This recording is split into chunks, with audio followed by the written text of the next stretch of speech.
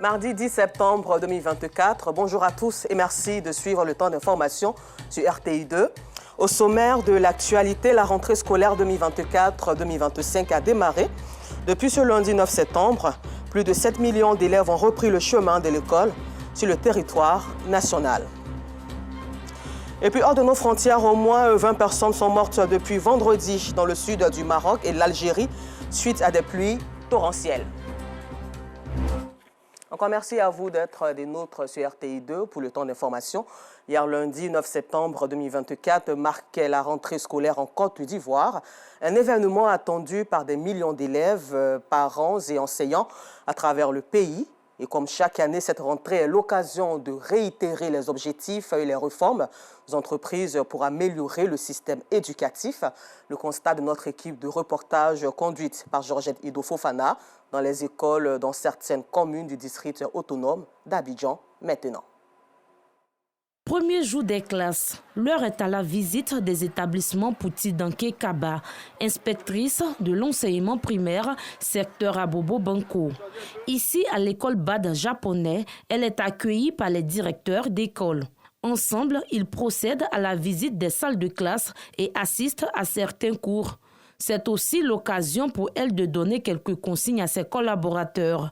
On a déjà donné le message aux différents directeurs pour qu'ils prennent les dispositions pour que ce matin, nous puissions démarrer comme indiqué par Madame le ministre. Tous les enseignants ont répondu présents.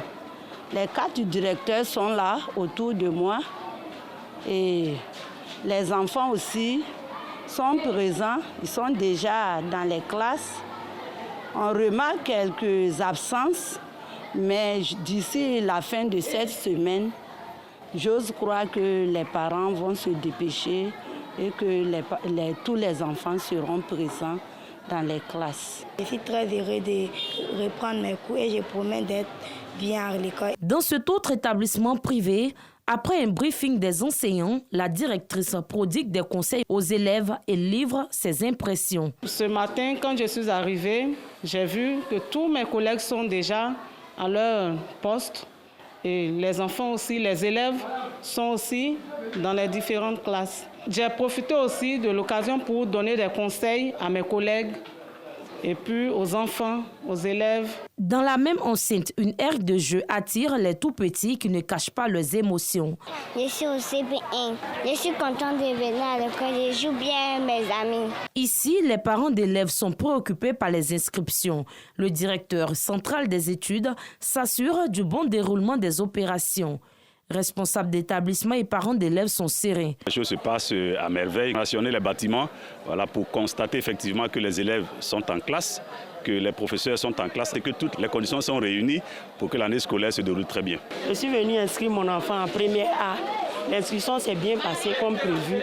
J'ai mon reçu, je rentre à la maison pour que l'enfant puisse commencer les cours. Au lycée municipal de Yopougon, le proviseur assiste à une séance d'orientation pédagogique des professeurs des différentes disciplines.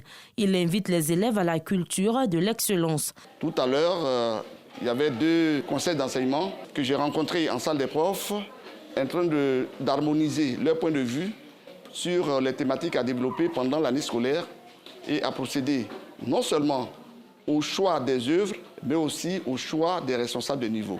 Et les professeurs ont répondu nombreux et je leur ai donné des conseils pour leur dire que le premier trimestre a déjà commencé aujourd'hui.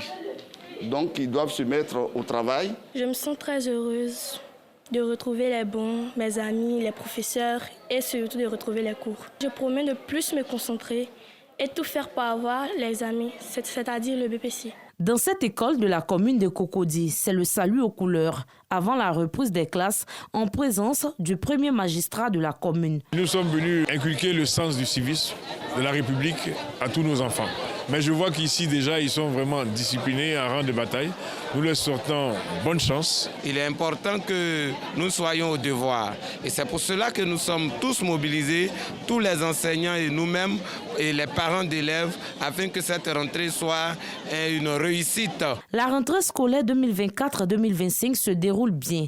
Les cours ont débuté ce lundi 9 septembre dans la plupart des écoles. Excellente rentrée à nos apprenants. Ce mois de septembre a été une fois encore l'occasion pour les acteurs du monde des transports de descendre sur le terrain pour sensibiliser aux bonnes pratiques à observer en ce qui concerne le code de la route. Et pour cette édition de la Semaine nationale de la sécurité routière, qui se veut mensuelle, ce sont les élèves qui sont à l'honneur, à l'instar de toutes les directions régionales des transports, n'est pas resté en marge de cette action gouvernementale. Compte rendu signé Gervais Kwasi et bienvenue Kwao. Zéro accident de la circulation en cette période de rentrée scolaire. C'est le thème de la 20e édition de la Semaine nationale de sécurité routière.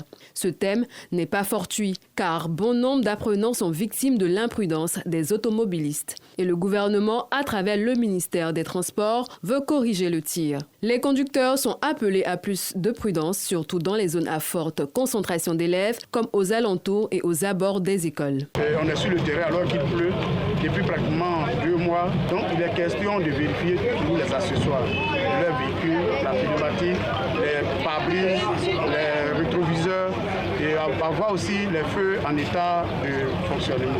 Et aussi leur demander de se conformer à la réglementation. Ceux qui n'ont pas la visite technique ne peuvent pas faire la visite technique.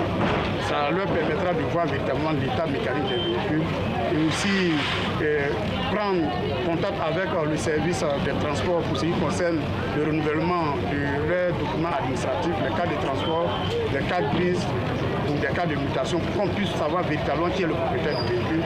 Ceux qui n'ont pas le permis de conduire, qu'ils partent à l'auto-école faire des formations, avoir le permis de conduire et aussi éviter que les enfants mineurs prennent les motos pour faire des parades. Les transporteurs disent adhérer à cette initiative. Nous allons tenir une grande réunion au niveau de la gare de Fakoto. Tous ceux qui n'étaient pas là, tous ceux qui viendront aussi, on va leur faire le message, passer le message. Aucun élève ne doit être victime d'accidents de la route en cette rentrée des classes, voire durant toute l'année scolaire 2024-2025. Défi qu'entend relever le ministère des Transports. La direction départementale de Mans compte jouer pleinement sa partition dans l'atteinte de cet objectif qui, au dire des spécialistes de la sécurité, n'est pas impossible. À la page santé, le cancer du sein continue de sévir dans le monde et la Côte d'Ivoire n'est pas épargnée par cette maladie. Solange en est la preuve. Veuve et mère d'un enfant, elle souffre de ce mal depuis 2021. Essoufflée financièrement, elle et sa famille lancent un appel aux personnes de bonne volonté. Au micro de Georgette Ido Fofana.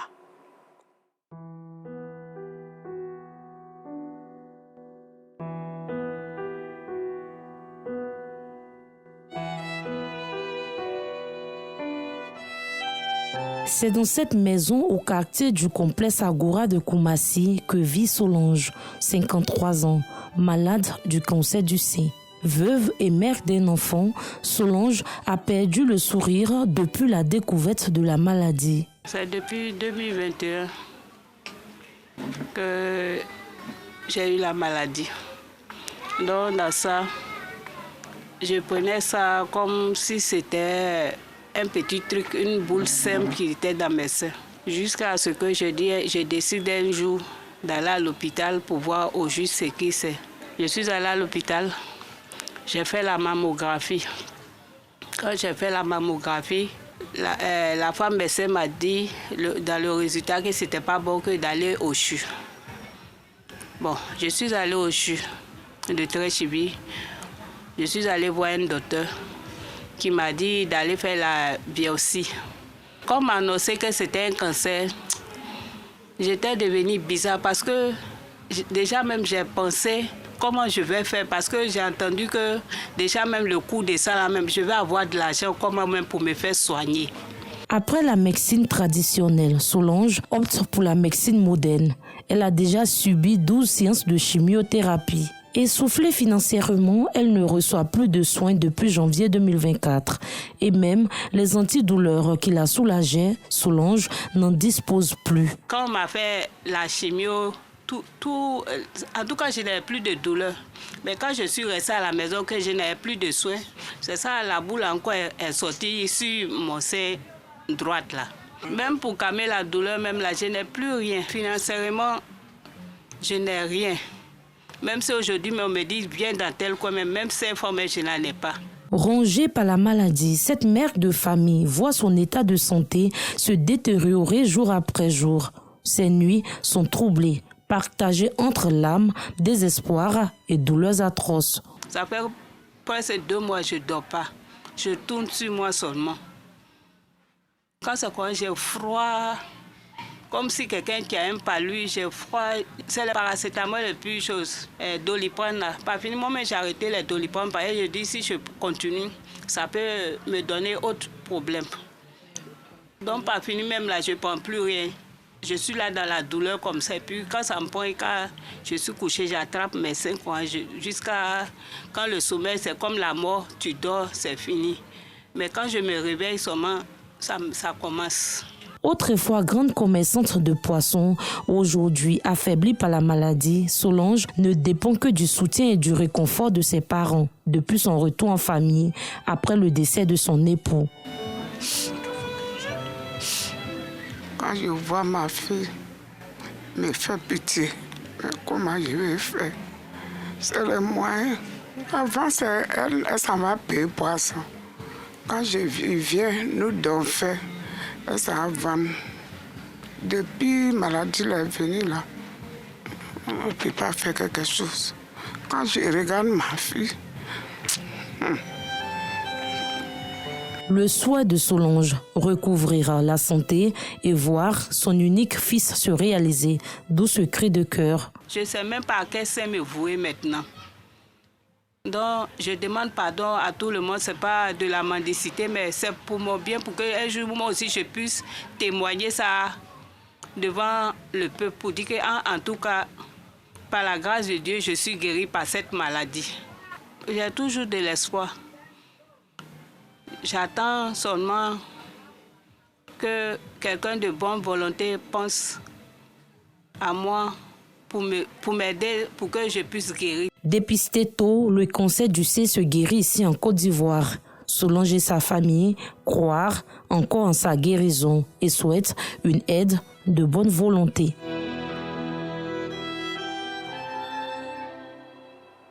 Nous espérons que ce cri de cœur sera entendu. À la page culture, à Benjerville précisément, dans le village d'Adjan, la catégorie Dougbo Djiou a fêté récemment ses 50 ans de sortie officielle. C'était le samedi 31 août dernier à la place publique du village. En présence d'un parterre de personnalités, Clément Boko vous fera revivre cette cérémonie dans nos prochaines éditions. À la page sport, les sélections du Tchad et de la Côte d'Ivoire étaient en conférence de presse au stade Amadou Ahidjo à Yaoundé au Cameroun. Si côté ivoirien, l'objectif est de réaliser le carton plein au classement, les Sao-Tchadiens ont également l'intention de tout donner pour ce match prévu ce soir dès 19h GMT. Le compte rendu de Moyabi Diabaté du service des sports au Cameroun.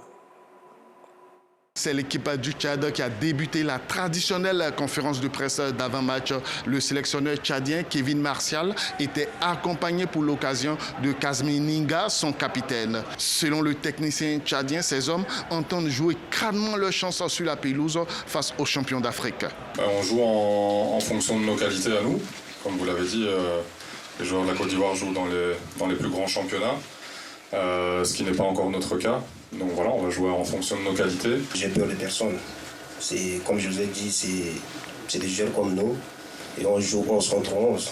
Donc après, c'est la fin du match et puis on verra ce qui va se donner, c'est tout. Côté ivoirien, c'est Crasso, double buteur face à la Zambie à Boaké, qui a accompagné le sélectionneur ivoirien à la conférence de presse. On respecte vraiment notre adversaire parce qu'on sait qu'il lui, il va pas lâcher. Et comme vous l'avez dit, hein, ils cherchent leur première qualification pour une CAN. Donc ils ne vont pas venir ici en laissant les portes ouvertes et nous laisser gagner tranquillement ou nous regarder jouer parce qu'on est la Côte d'Ivoire. Il n'y a pas d'équipe à sous-estimer. Au contraire, sous les sous-estimes, on peut se faire très vite surprendre.